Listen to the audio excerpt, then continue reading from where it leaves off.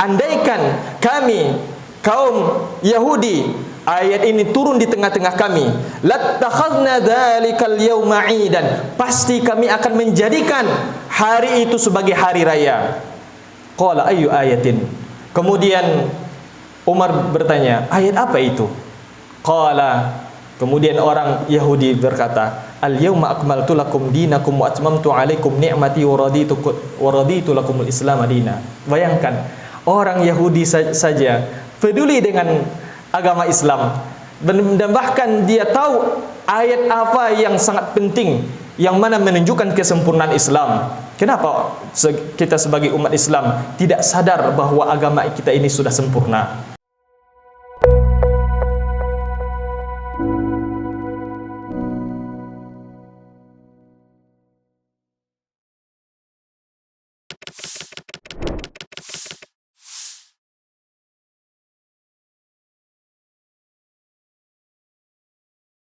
Innal hamdalillah nahmaduhu wa nasta'inuhu wa nastaghfiruh wa na'udzu billahi min shururi anfusina wa min sayyiati a'malina. May yahdihillahu fala mudilla lahu wa may yudlil fala hadiya lahu. Ashhadu an la ilaha illallah wa ashhadu anna Muhammadan 'abduhu wa rasuluh.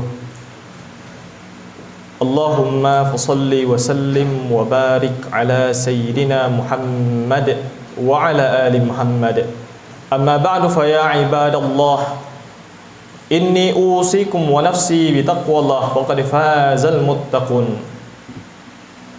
Qala Allah ta'ala fi kitabihil karim, ya ayyuhalladzina amanu taqullaha haqqa tuqatih wa la tamutunna illa wa antum muslimun. Ayuhan nas, isma'u qaul Allah ta'ala fi kitabihil karim. A'udzu billahi minasyaitonir rajim. Dzalika wa man yu'azzim sya'airallahi fa innaha min taqwal qulub. Shadaqallahul azim. Demikianlah, dan barang siapa yang mengagungkan syiar-syiar Allah Subhanahu wa ta'ala, maka sesungguhnya hal demikian itu adalah termasuk berasal dari hati yang bertakwa. Ma'asyiral muslimin, sidang salat Jumat yang dimuliakan Allah Subhanahu wa ta'ala, kembali pada siang hari ini kita datang ke rumah Allah Subhanahu wa ta'ala dalam rangka untuk merendahkan diri kita, untuk mengikhlaskan niat kita masing-masing dalam rangka untuk berubudiah kepada Allah Subhanahu wa ta'ala. Kita menunaikan ketaatan kita, kewajiban kita sebagai hamba Allah Subhanahu wa ta'ala. Mudah-mudahan Allah Subhanahu wa ta'ala menerima segala amalan-amalan yang kita lakukan mulai dari pagi hingga malam nantinya. Kemudian salawat serta salam kita sampaikan kepada junjungan kita, yakni Nabi besar Muhammad sallallahu alaihi wasallam, yang mana Rasulullah sallallahu alaihi wasallam saking cintanya kepada kita, beliau selalu memikirkan kondisi keadaan kita.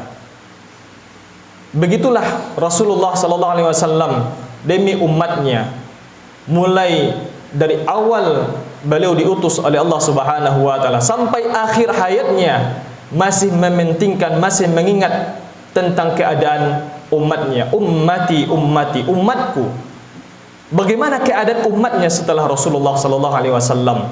Begitu pedulinya Rasulullah kepada kita. Tetapi bagaimana keadaan diri kita?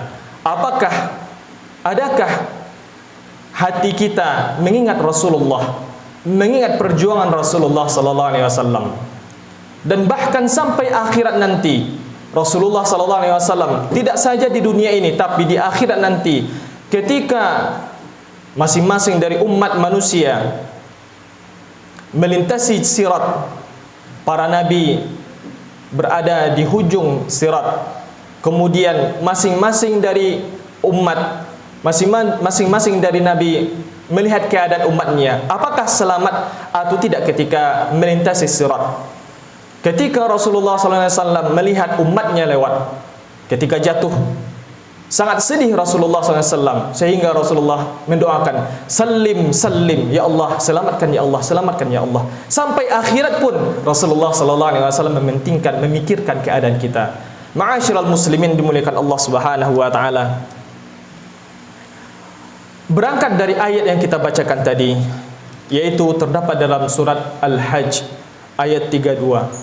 Allah Subhanahu wa taala menyatakan, "Dzalika, demikianlah, wa man yu'azzim sya'airallah, barang siapa yang mengagungkan syariat-syariat Allah Subhanahu, barang siapa yang mengagungkan syiar-syiar Allah Subhanahu wa taala." Apa yang dimaksud dengan syiar-syiar Allah?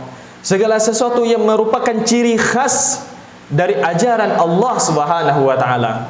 Syiar-syiar Allah meliputi ada yang berbentuk waktu, ada syiar Allah Subhanahu wa taala berbentuk tempat, ada syiar Allah Subhanahu wa taala berbentuk ibadah, amaliyah. Apa contoh dari syiar-syiar Allah yang berkaitan dengan waktu? Seperti hari-hari raya, Idul Adha atau Idul Fitri, atau yang berkaitan dengan waktu haram, tentang bulan-bulan haram. Yang kita kenal bulan-bulan haram ada 4, Zulqa'dah, Zulhijjah, Muharram, kemudian Rajab. Kemudian hari Arafah, kemudian hari Jumat, hari di mana menjadi hari rayanya mingguan bagi umat Islam. Kemudian contoh dari syiar-syiar Allah yang berkaitan dengan tempat, seperti Masjidil Haram, kemudian Masjid Nabawi, kemudian Masjidil Aqsa, kemudian tempat wukufnya kaum muslimin di padang Arafah, kemudian makam Ibrahim dan lain sebagainya. Kemudian di antara syiar-syiar Allah Subhanahu wa taala yang berkaitan dengan amaliyah, seperti ibadah-ibadah yang kita lakukan setiap waktunya, seperti salat, puasa, kemudian berzakat, bersedekah, haji, kemudian melakukan ibadah-ibadah yang lainnya. Semuanya adalah syiar-syiar Allah Subhanahu wa taala. Bagaimana Allah Subhanahu wa taala menjadikan agama Islam ajaran yang jelas dibandingkan dengan ajaran-ajaran yang lainnya. Ma'asyiral muslimin dimuliakan Allah Subhanahu wa taala. Oleh karena itu hendaklah kita bersyukur kepada Allah Subhanahu wa taala, yang mana Allah Subhanahu wa taala telah menjelaskan agama kita dengan seterang-terangnya, dengan terang benderang. Tidak ada keraguan lagi. Kita melakukan ibadah sangat jelas. Oleh karena itu Rasulullah sallallahu alaihi wasallam tidaklah meninggalkan dunia ini melainkan Rasulullah sallallahu alaihi wasallam telah menjelaskan agamanya dengan sejelas-jelasnya. Oleh karena itu inilah nikmat Allah Subhanahu wa taala yang terbesar yang patut kita syukuri. Sebagaimana Allah Subhanahu wa taala berfirman, "Wa in ta'uddu ni'matallahi la tuhsuha." Dan jikalau kalian berupaya untuk menghitung nikmat-nikmat Allah Subhanahu wa taala, niscaya kalian tidak akan bisa menghitungnya. Innallaha laghafurur rahim. Sesungguhnya Allah Subhanahu wa taala benar-benar Maha Pengampun lagi Maha Penyayang.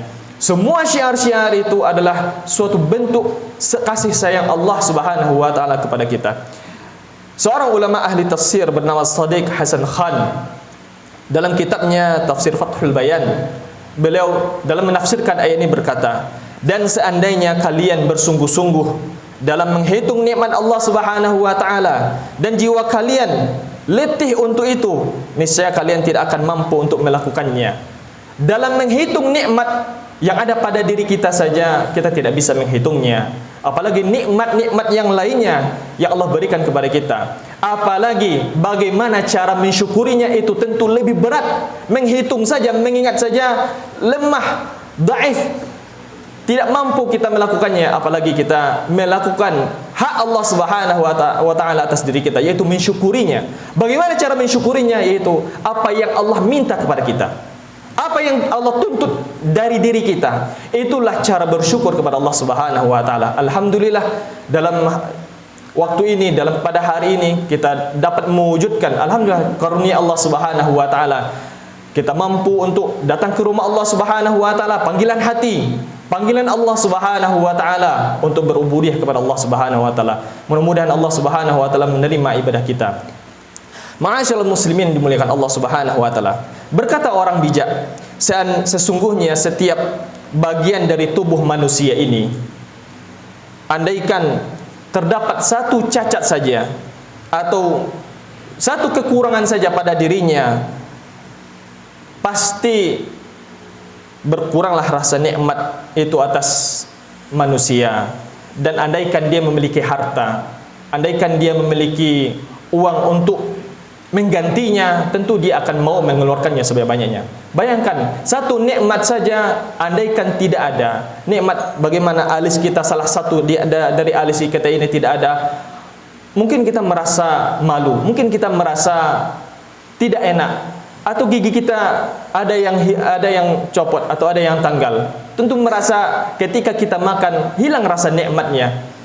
Atau nikmat yang lainnya, atau satu jari kita ini andaikan tidak ada, rasanya berkurang.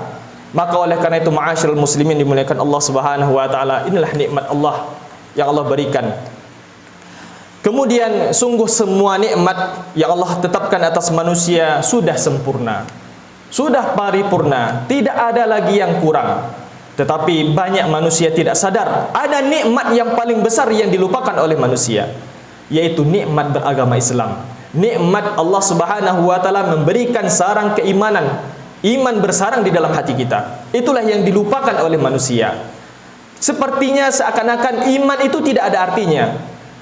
Seakan-akan ada yang lebih penting yang dirasakan oleh manusia. Dia merasakan bahwa harta itu adalah sesuatu yang paling berharga, keluarga, anak, istri itu adalah sesuatu yang paling berharga. Padahal dia lupa yang paling berharga dari manusia itu adalah imannya. Apabila iman ini tidak ada, iman ini lemah, maka itulah kerugian yang paling besar yang dirasakan oleh manusia. Oleh karena itu Allah Subhanahu wa taala menyatakan di dalam Al-Qur'an, "Al-yauma akmaltu lakum dinakum wa atmamtu 'alaikum ni'mati wa raditu lakumul Islam madina." Pada hari ini aku telah menyempurnakan bagi kalian agama kalian, dan aku telah menyempurnakan atas kalian nikmatku, dan aku rela Islam menjadi agama kalian. Ma'asyiral muslimin dimuliakan Allah Subhanahu wa taala. Ibnu Jarir At-Tabari di dalam tafsirnya, yang mana tafsirnya ini adalah tafsir rujukan semua ahli tafsir, beliau berkata, pada hari ini aku telah sempurnakan untuk kalian, wahai orang-orang yang beriman, segala perkara-perkara yang fardu, perkara-perkara yang wajib. Kemudian aku telah tetapkan perintah-perintah dan larangan-laranganku.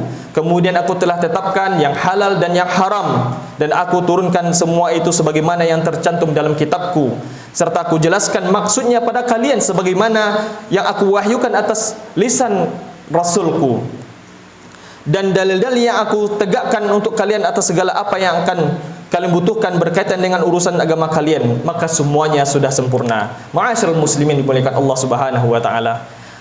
Ayat ini turun yaitu di padang Arafah, hari yang sangat mulia sekali, yang mana ketika itu Nabi SAW sedang melaksanakan hajinya yang terakhir.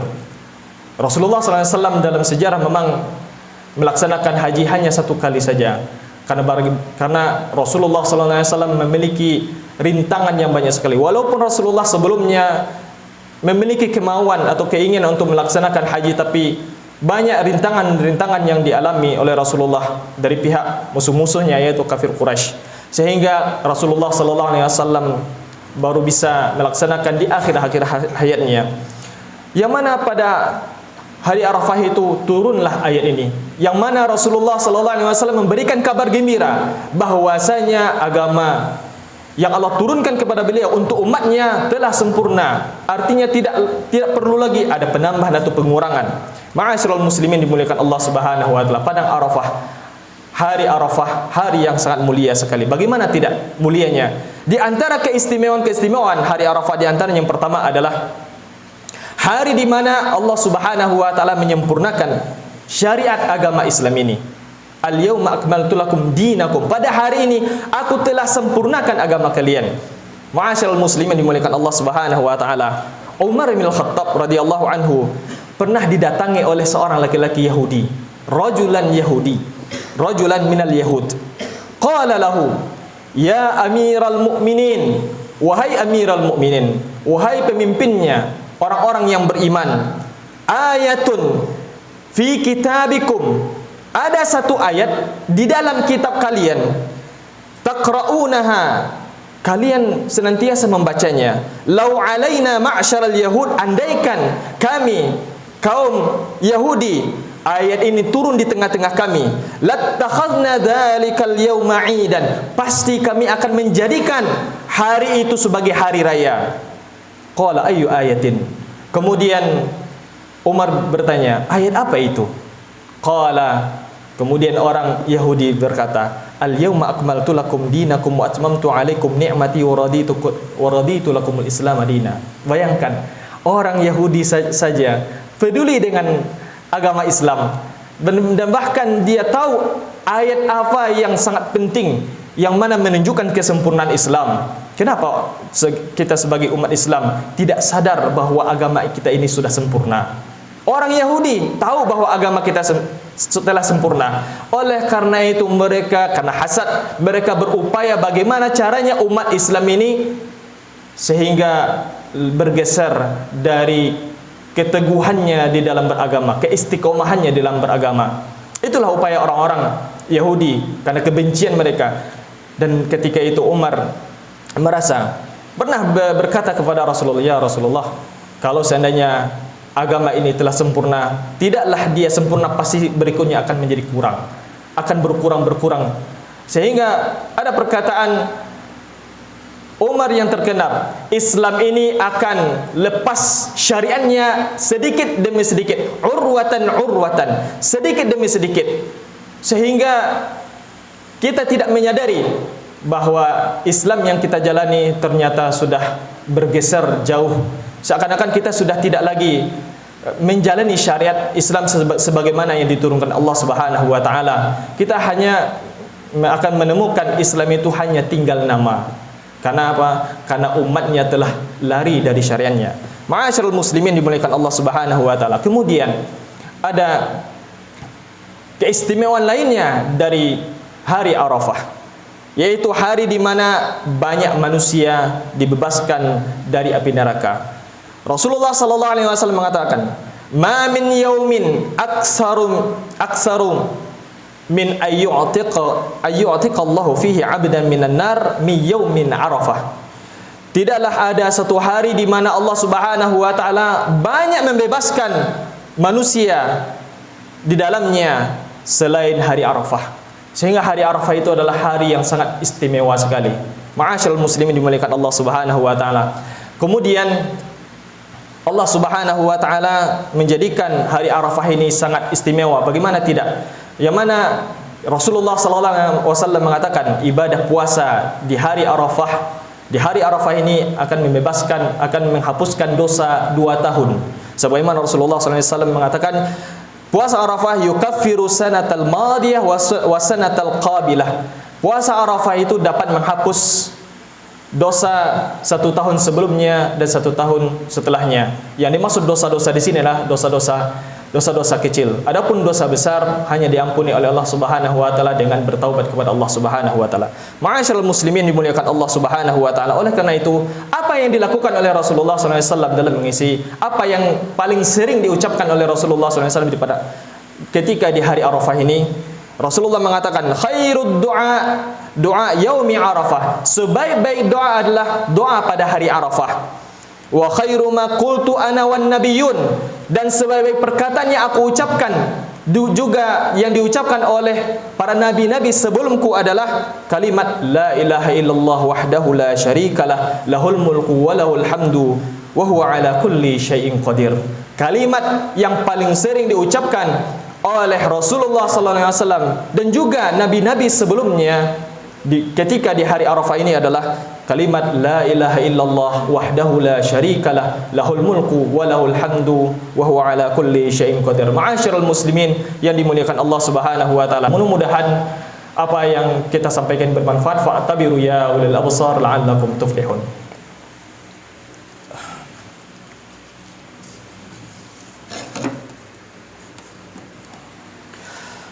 Innal hamdalillah nahmaduhu wa nasta'inu wa nastaghfiruh wa na'udzu billahi min shururi anfusina wa min sayyiati a'malina. May yahdihillahu fala mudilla lahu wa may yudlil fala hadiya lahu. Asyhadu an la ilaha illallah wa asyhadu anna Muhammadan 'abduhu wa rasuluh. Allahumma fassalli wa sallim wa barik ala sayyidina Muhammad wa ala ali Muhammad. Amma ba'du fa ya ibadallah, inni usikum wa nafsi bitaqwallah wa qad fazal muttaqun. قال الله تعالى في كتابه الكريم أعوذ بالله من الشيطان الرجيم إنا أعطيناك الكوثر فصل لربك وانحر إن شانئك هو الأبتر إن الله وملائكته يصلون على النبي يا أيها الذين آمنوا صلوا عليه وسلموا تسليما اللهم صل على محمد وعلى آل محمد كما صليت على إبراهيم وعلى آل إبراهيم وبارك على محمد وعلى آل محمد كما باركت على إبراهيم وعلى آل إبراهيم إنك حميد مجيد اللهم اغفر للمسلمين والمسلمات والمؤمنين والمؤمنات الأحياء منهم والأموات إنك سميع قريب مجيب دعوة يا قاضي الحاجات ربنا اغفر لنا ولوالدينا وارحمهما كما ربيانا صغارا ربنا أوزعنا أن نشكر نعمتك التي أنعمت علينا وعلى والدينا وأن نعمل صالحا ترضاه وأصلح لنا في ذريتنا إنا تبنا إليك وإنا من المسلمين ربنا ظلمنا أنفسنا وإن لم تغفر لنا وترحمنا لنكونن من الخاسرين ربنا آتنا في الدنيا حسنة وفي الآخرة حسنة وقنا عذاب النار عباد الله إن الله يأمر بالعدل والإحسان وإيتاء ذي القربى وينهى عن الفحشاء والمنكر والبغي يعظكم لعلكم تذكرون ولذكر الله أكبر أقم الصلاة